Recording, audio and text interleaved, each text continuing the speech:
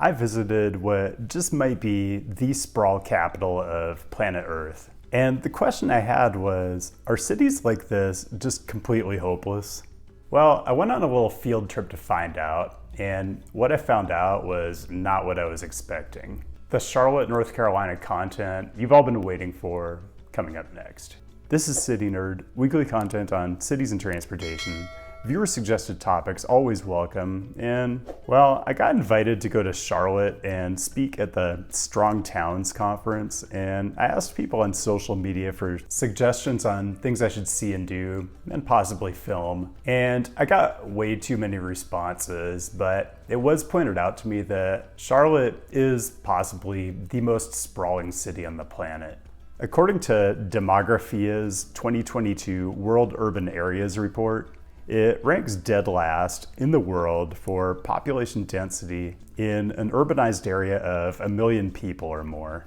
And if you just look at the data, Charlotte is pretty objectively bad. It really was the worst of the worst in my urbanism tier list. The census journey to work numbers are awful, and the walk score, bike score, and transit score ratings are all bottom of the barrel among US cities. So look, the easiest, most obvious thing here would have been to do what, honestly, a lot of my followers asked for, which was just to roast all the worst aspects of Charlotte. Like, I had a bunch of people who literally wanted me to go out and hang out in the shrapnel zone of, say, Independence Boulevard, and just make a video that was 15 minutes of me dunking on it. I'm talking full on, like Sean Kemp over Alton Lister style. And don't get me wrong, the idea was sort of appealing, and I'm absolutely pro dunking. Dunking is completely justified in some cases, but I just wasn't in the mood for it. But it is important to understand that Charlotte does have all the elements that promote suburban sprawl, because knowing that context makes what Charlotte's been doing more recently all the more impressive.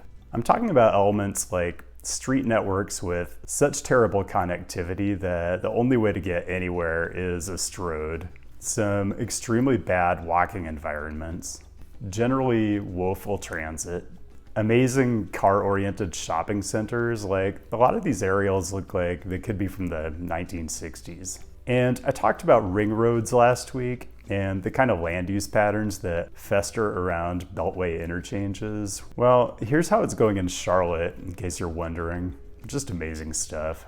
But I really did want to strike a more hopeful tone today, because the flip side of all this is that, like a lot of US cities, there's tremendous capacity to build dense housing in the city's core, and in Charlotte's case, they're actually doing that. Let's start with the obvious, downtown, or Uptown as they call it here. You have older single-family neighborhoods that are still hanging on, even though the state DOT put freeways right through them. And those neighborhoods, like First Ward, are still very walkable, even for non-sentient beings, apparently. You know, for my accommodations, I actually went with an Airbnb in my number one surprisingly walkable neighborhood, which is Fourth Ward. Also, still a lot of old low-rise, old Charlotte, vernacular architecture, I guess, but a lot of newer high-rise housing too. As for the rest of Uptown, lots of office. This is basically the banking capital of the US, at least pound for pound.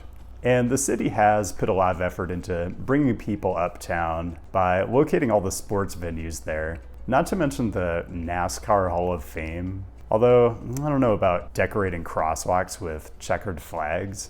Maybe not the message you want to send to drivers. I do feel like a city's downtown should be a great place to live and work and walk and take transit, but it shouldn't really be a great place to drive a car and park. The I-277 freeway loop that exists today took shape between roughly 1968 and 1988, and you do wonder why we invest so much in making it as easy as possible for the worst, least efficient, most polluting vehicles to drive to the center of the city when there are so many other good investments we could be making in the public realm. Like the light rail system, which is really just a single line with kind of unimpressive frequencies right now, But there are plans for expansion, and what I really want to talk about today is how the city is leveraging the existing line, as well as close-in areas that are planned for future alignments to create some really vibrant urban nodes. First stop, Optimist Park, just north of the 277 loop. There are a pretty staggering number of housing units going in here. Would I call them luxury apartments? That's kind of in the eye of the beholder, but at least with the Alton, you'd have to say the amenities they're offering are objectively classy. Another thing about Optimist Park, I do like a good adaptive reuse project, but was the world really crying out for one more bougie food hall? I guess maybe the answer was yes, judging by the business they were doing on a weekday afternoon. The Belmont neighborhood, just to the east, not really densifying yet, and it is one of these places where you sort of get a feel for the old Charlotte that's being replaced somewhat. Further east, Plaza Midwood and its main thoroughfare, Central Avenue, which is supposed to see a Gold Line streetcar extension. Would I call Central a Strode? Probably not. Development generally comes right up to the sidewalk, and you can see the dense infill starting to show up with cranes in the air, with a lone exception where you have a bit of, I don't know, like Pixar cosplay. Okay, all the areas I've talked about so far are very bikeable from Uptown, maybe even walkable. But I have to tell you, the Charlotte bike share system is just wild. Like $10 for 30 minutes. You know, a few months ago, I paid $13 for a week of bike share in Valencia. I know economic conditions are a bit different in Spain, but man, at some point, you gotta align your incentives with the modes of travel you wanna encourage. Okay, and I had several people tell me, you should go see Camp North End. And from a map, it looked walkable, but the local Charlotte people told me, you can't walk there, it's totally inaccessible on foot. Well, first of all, realize that you're talking to someone who lived in suburban Las Vegas without a car for a full year. So telling me I can't walk is just kind of poking the bear, and I'm definitely gonna take it as a challenge. You do have to walk under the freeway loop, but I mean, it's not like there isn't a sidewalk or it's prohibited. And I feel like the implication was there wouldn't be sidewalks, like it would just be debris-strewn shoulders with guardrails. I mean, there were guardrails, but they doubled as like SoundCloud promos. And I'm not gonna say it was the absolute most pleasant walk. There are curb-tight sidewalks at a couple points, and the prevailing traffic speeds are pretty high, but you can't say walking wasn't an option. And you might say, CityNerd, you're a weirdo. Why would you waste all that time on an unpleasant walk when you could just order a ride hail? Well, you know, people ask me, where do you get enough ideas to make a 15-minute video every week? Well, more often than not, the answer is just walking around.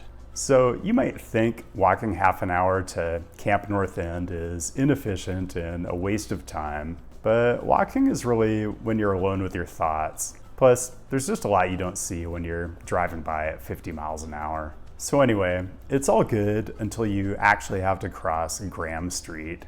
Like, they literally didn't put any kind of crossing treatment at the main entrance to the complex, as if it's assumed that not a single person is gonna walk or take transit here. Self-fulfilling prophecy? Not on my watch. Camp North End itself, it's more adaptive reuse, and I am a bit of a sucker for that.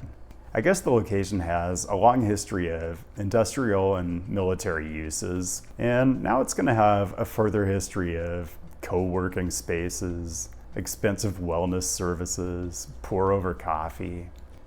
Still, I'd probably hang out here. Okay, let's head north on the Blue Line to another rapidly transforming area, North Davidson. One thing that occurs to you as you visit these areas is a lot of them were redlined, so you do wonder, as areas densify and add amenities, who it is that gets to participate in that and enjoy the surplus value of all the new urbanism, and who's forced to look further out for a place to live because they can't afford new housing units and bougie food hall food. It's just something to consider. Everything here isn't new TOD stuff. There is traditional Main Street urban fabric, basically a block away on Davidson, with lots of local businesses still flourishing. And I have to say, the city does have this interesting mix of a chill southern vibe and some urban sophistication. It's a bit disarming, and it was hard for me to find things to be annoyed about, which is my brand. Well, there was one thing. On the west side of 36th Street Station, more cranes in the air. Did I mention there are a lot of cranes in Charlotte right now? But the structure closest to the station platform is a massive parking garage, which I'm guessing means it's for park and ride. I'm not a fan, and I'll talk more about why in a future video, but for now, please just build housing near train stations. That's all. While we're on the topic, can we just stop art washing parking garages? I saw these everywhere. Stop trying to pretend they're huge canvases for cool street art. It isn't cute. Okay, I'm actually saving the one place in Charlotte that really made my eyes pop. But before that, usual reminder to like and subscribe as appropriate. Connect on all the usual websites, including Patreon. Among other things, I do post a little bit of written content there, usually kind of a behind the scenes of what was on my mind when I was making my weekly video, so consider joining up if that's of interest. Okay, so you all know I can get pretty sarcastic on this channel, but the truth is, being a city nerd means that you actually legitimately like cities, even the ones that the data tell you are extremely car-oriented. And I'm not going to try to tell you that Charlotte-style urbanism is some kind of silver bullet. I mean, are a million people living in Charlotte going to help us reach global climate goals as fast as a million people living in Manhattan? Probably not. But the US is full of places like this that have huge potential and where people just have to be introduced to the idea of great urban places.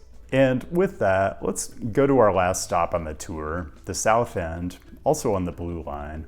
You know, I'm used to transit-oriented development being like 4 or maybe 6-story buildings around light rail stops. And that's what I thought I was gonna see based on what I'd street viewed last time I looked at Charlotte's light rail. But man, what they're building in South End right now is just a different scale. Much more height than I was expecting, mixed in with a lot of the original low-rise industrial building stock. So lots of housing, including the dreaded luxury apartments. Definitely still lots of traces of what you might think of as old Charlotte, but a lot of newer chain stuff too. And the evening I went down there, it was absolutely crazy. Honestly, this might be the only light rail line I've been to where the trail they built alongside the line is maybe more popular than the transit itself. But all the development, particularly around East-West Station, is just bonkers. So do Charlotteans care about urban density and amenities? Do they value walkability? Or is it a top-down government plot backed by globalists to get us all to live in 15-minute cities and eat bugs?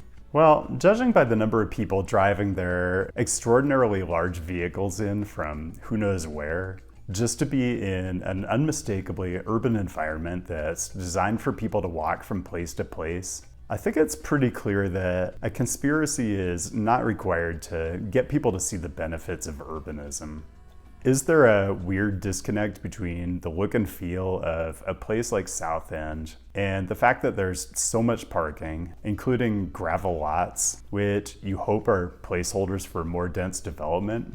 Is it ironic that the overwhelming majority of people drive to a place like this? Sure, but I think of it like this. How do you drive from the suburbs into a place like this and not think, man, I could probably live here?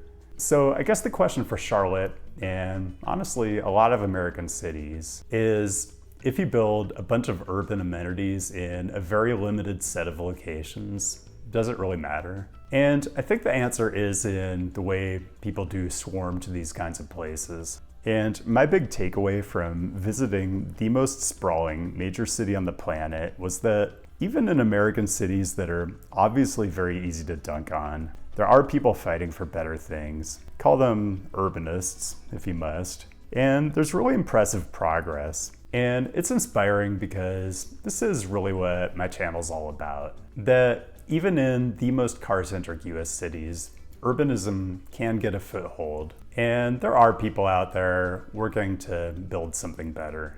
Okay, that's all I got. Thanks for joining, and thanks to the patrons who really do help make these on-location visits possible. I was invited to Charlotte for other reasons, but I absolutely had to spend my own time exploring. I do plan to travel to more cities this year because I do find it very thought-provoking and inspiring. So let me know if you get value out of these city visits because I'd really like to do more. Otherwise, keep the great topic suggestions coming, including urban destinations you'd like to see me visit and document. I will be back with a new episode next week, and I'll see you then.